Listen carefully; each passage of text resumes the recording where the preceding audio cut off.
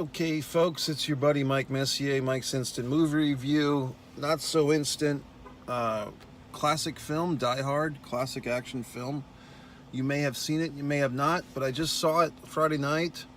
Dolby Digital, beautiful screen, beautiful sound, luxurious seat, wonderful experience.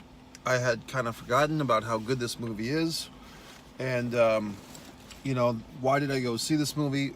Well, first of all, I enjoy seeing these classics on the big screen. Second of all, on a personal level, Bruce Willis, one of my, I wouldn't say he's one of my favorite all-time actors, but definitely he's right up there. He's just a really charismatic guy. A lot of people don't even know how Bruce Willis got to be Bruce Willis, as in famous. There was a TV show called Moonlighting in the late 1980s. I think it started in 85, 87, 88 was kind of its peak. And Bruce Willis starred alongside Sybil Shepherd, who you might know.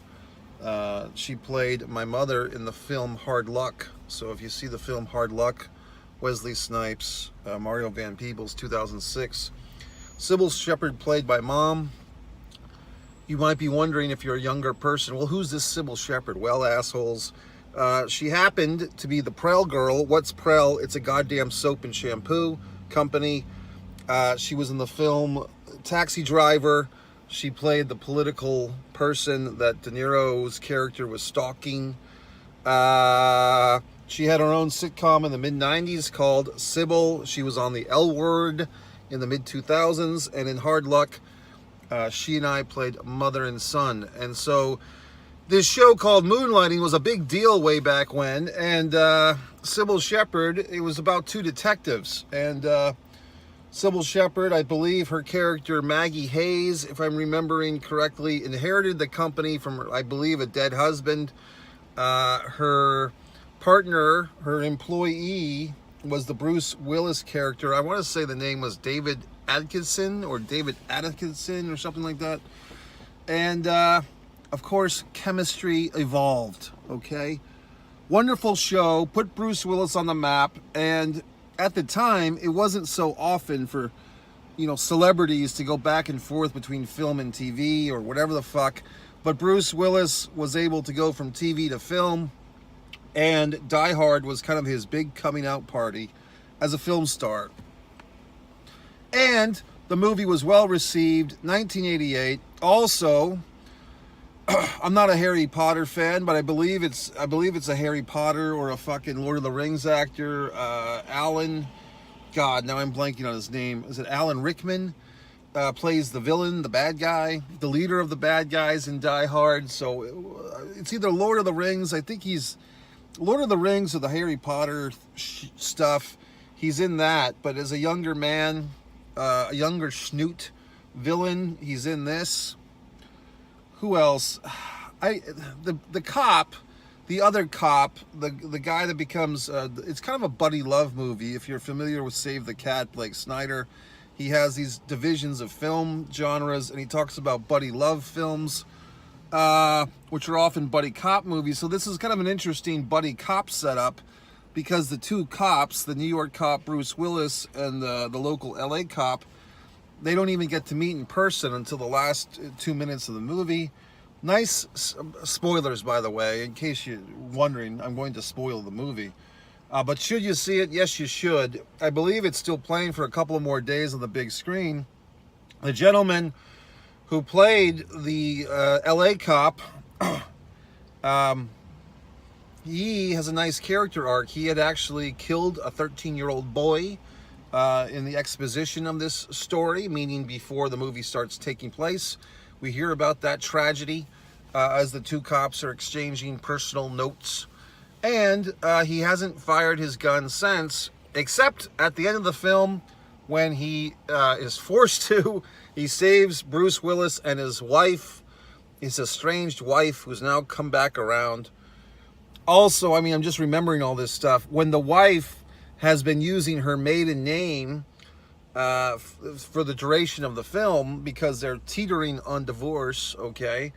But after this fucking Bruce Willis character has saved her ass and everybody else from near death from these terrorist bad guys, suddenly she wants to take his name back. So there you go, gentlemen. If your wife has lost interest in you, all you got to do is save the lives of 40 of her coworkers and herself and kill 9 or 10 or 12 bad guys, and then she'll resume being your proper wife with your proper last name.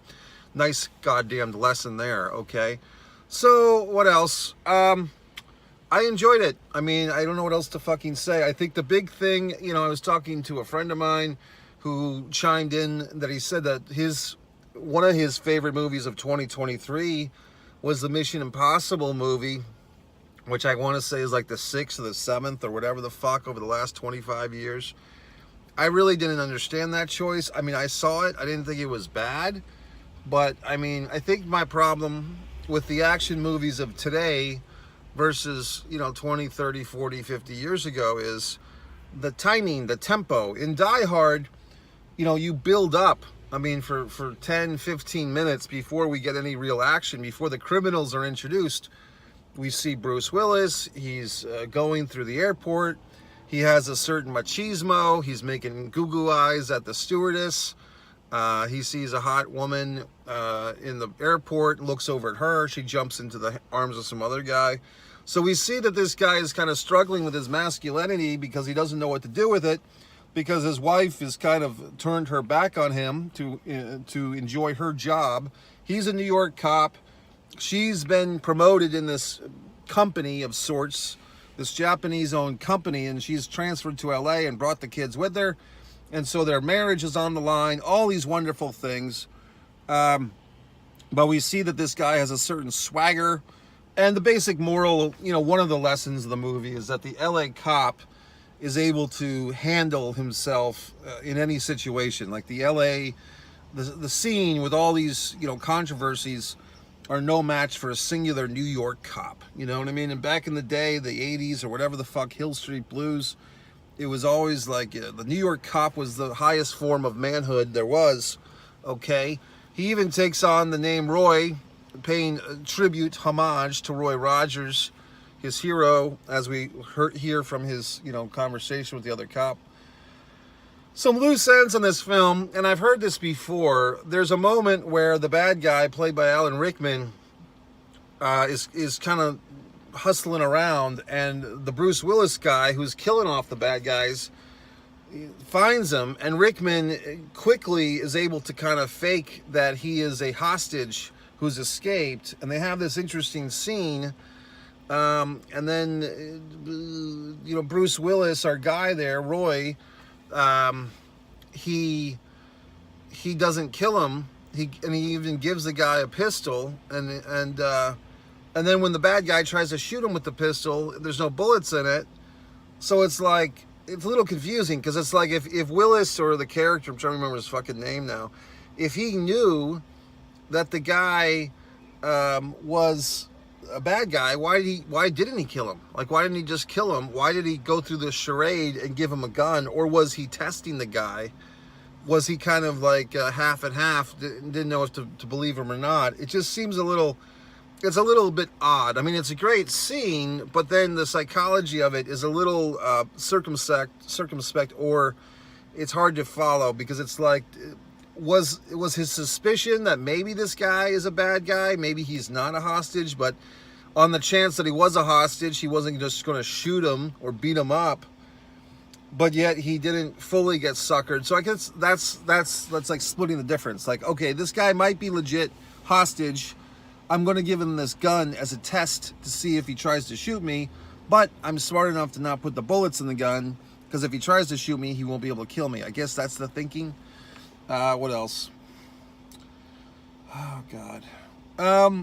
See, the good thing about this movie, and look, I mean, I don't want to shit on certain movies, but I guess I will. Every death in Die Hard, every kill, every fight scene, every act of violence, whether it's the bad guys, you know, shooting the boss in the head, or whether it's Willis killing these guys, or whatever the fuck it is, all the acts of violence have a reason. And I believe that's why I don't go see things like Saw. Like, I have no interest in that. And honestly, things like Terrifier and shit like that, I might see it, I might enjoy it, but I can tell you that some of these movies, the violence is unearned. It's just torture porn or murder porn, whatever you want to call it. This movie, the deaths are warranted, the violence is warranted. You know, even the bad guys, they're doing things for a reason. Now, it turns out just to be for money. They're kind of putting on this facade of being revolutionaries or whatever the fucks, but they're really not. They're just looking for $640 million. It's kind of funny because when they talk about the money in this movie, and they say that the fund that they're looking to steal $640 million, at the time, that was a big deal. It still is a big deal. But that's kind of reminds me of the Austin Powers saying $1 million, you know, like 640 million. That's like LeBron James, you know, 2 seasons and a fucking Pepsi commercial or something. Just funny. What else? I just like the movie. I mean, I enjoyed sitting there watching it, and I think the point of it I'm trying to make here is the tempo, the timing. A former friend of mine once said that what he liked about the old school wrestling, he was specifically talking about the Don Morocco Jimmy Snuka cage match from '82, or was it '83? I guess it was '83. Was the pacing, the lulls, the dramatic lulls. And I think that's why something like Die Hard works, in my opinion, better than a Mission Impossible from 2022 or 2023 or whatever the fuck else, because the dramatic lulls gives the audience time to kind of want something to happen. You know what I mean? Instead of just getting bombarded with all this activity.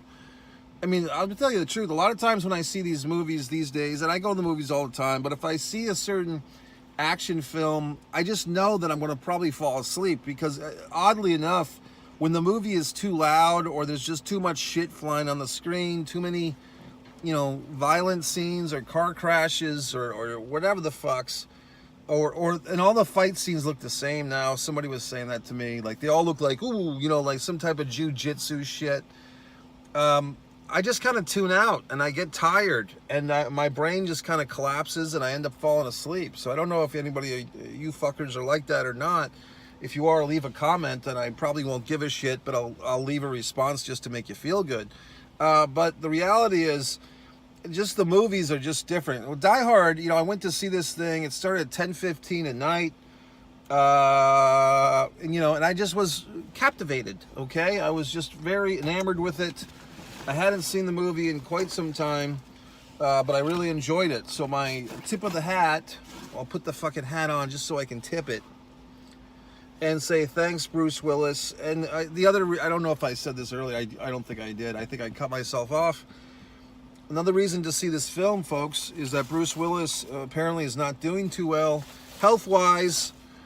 His family, I believe his ex-wife, Demi Moore, they always had a weird thing. Like, they got divorced and they're still friends and all that shit.